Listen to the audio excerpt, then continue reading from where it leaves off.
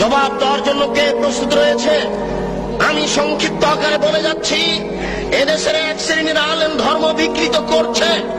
আপনারা বিশ্বাস রাখেন, তাহলে আপনারা হক পাওয়ার চেষ্টা করবেন। মাছ দিয়ে ভাত খায় মানুষ, কাঁটা ফেলে খায়। বুদ্ধি আছে, কাঁটা সহ খায় না।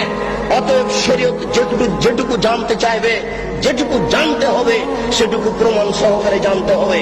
আমরা শুনেছি আমাদের মা চাচারা গ্রামে বলতেন যে, এই শোনো, তোমরা মহিষের কুরবানি দিও না, মহিষের গায়ে লোম কম।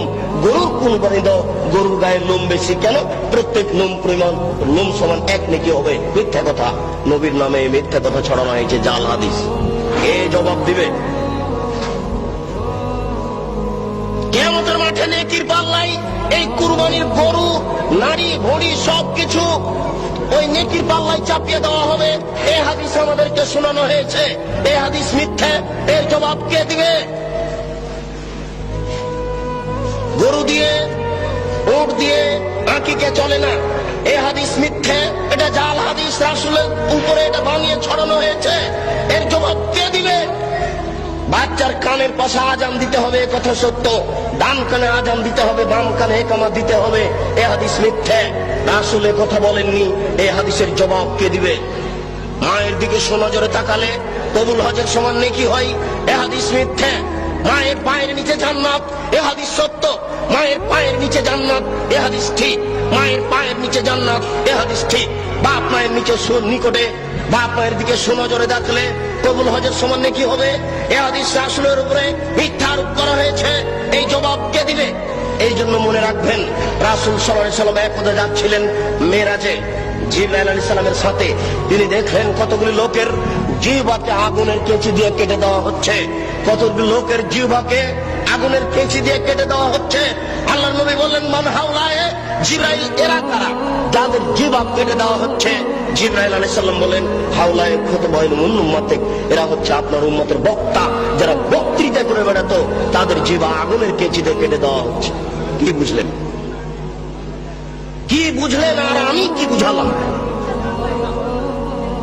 বুখারী শরীফের এক হাদিসে এসেছে, আল্লাহর নবী বলছেন, ইয়াউমুল কিয়ামা, মাওলানা সাহেবকে কিয়ামতের মাঠে জাহান্নামে নিয়ে যাওয়া হবে। জাহান্নামে নিক্ষেপ করার সাথে সাথে তান্দালে কর্তাবহু, মাওলানা সাহেবের নাড়ি ভুঁড়ি সব ঝরে পড়ে যাবে। মাওলানা সাহেব ঘুরতে থাকবে তার নাড়ি ভুঁড়ির চতুর্দিকে।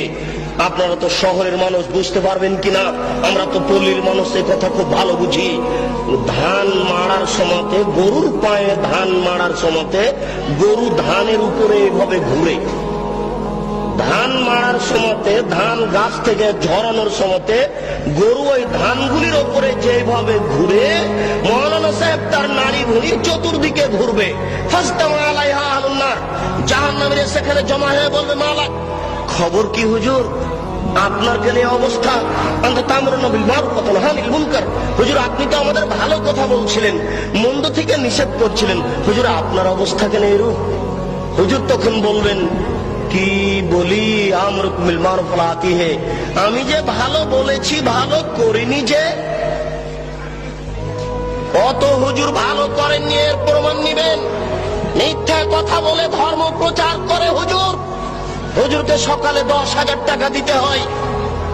95 জন বক্তা মিথ্যুকে দেশের মাটিতে আমি ভাঙাচুরা ভিত্তে দ্বারা যা তদন্ত চালিয়েছি, তাতে আমার বুঝ 95 জন বক্তা মিথ্যুকে দেশের মাটিতে মিথ্যা কথার ভিত্তিতে দিন প্রচার করছে।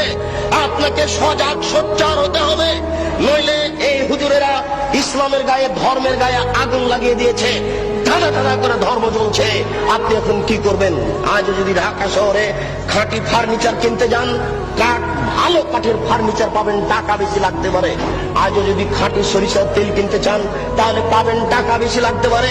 কিন্তু খাঁটি ধর্ম যদি পেতে চান, তাহলে সহজ নয়, খুব জটিল। জিজ্ঞাসা করলে বলবে বড় হুজুর বলেছে, পীর সাহেব বলেছেন, বুজুর্গানে দিন বলেছেন, এই বলে চলবে।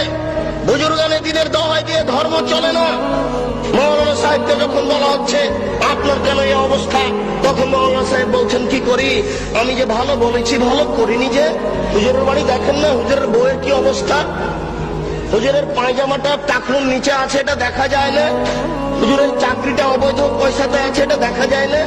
হুজুর সকালবেলাতে টাকা কম হলে রাগ করছে, এটা বোঝা যায় না।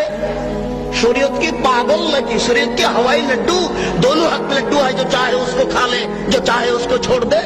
ये शरीयत की हवाई लड्डू ना की हाका बाका लाड़ू ना की शरीयत, इच्छा मतो खावे। আপনাদের সাথে ও আমাদের সাথে সংক্ষিপ্ত কথা শেষ করলাম।